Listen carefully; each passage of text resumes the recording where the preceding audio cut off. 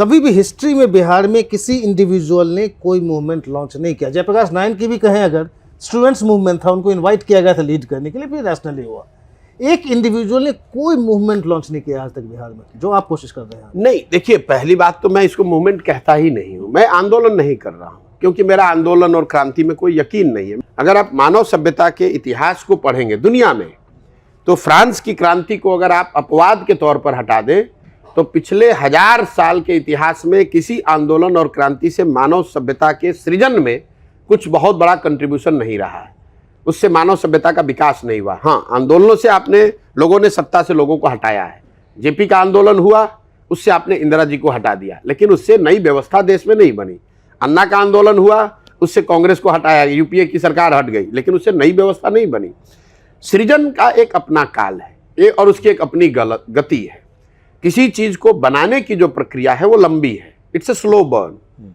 जो कहते हैं ना, खाना जो है वो लकड़ी की आंच पे बनता है, धीमी आंच पे बनता है, धीमी आंच पे खाना बढ़िया बनता है। तो अगर आपको समाज में कुछ बनाना है तो आपको वो पेशेंस चाहिए। यही गांधीवाद भी है।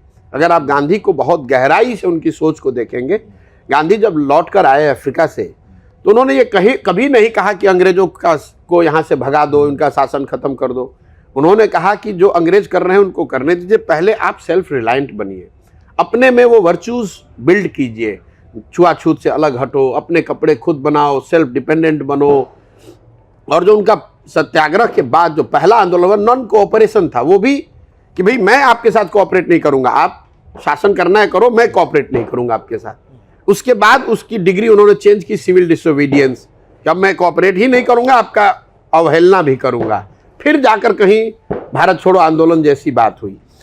तो ये गांधी की जो सोच है कि पहले उन्होंने समाज खुद को, जो उन्होंने अपनी जीवनी लिखी है एक्सपेरिमेंट विथ ट्रूथ, वो सिर्फ पढ़ के किताब से नहीं किया। जो बात आपको सत्य लगती है उसको आप करके उन्होंने पहले अपने जीवन में उतारा, फिर उस लर्निंग को समाज को पास ऑन किया, समाज को उसके लिए तैयार किया।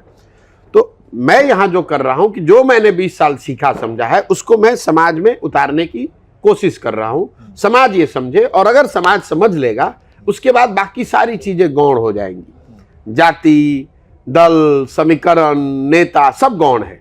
जो आप इंथुजियाज्म की बात कर रहे हैं वो क्यों है? उसमें तो सारे जाति के लोग आ रहे हैं। हमारे पास तो यहाँ कोई दल नहीं है, संगठन नहीं है, हम लोगों को मोबिलाइज नहीं कर रहे हैं। लोग क्यों आ रहे हैं?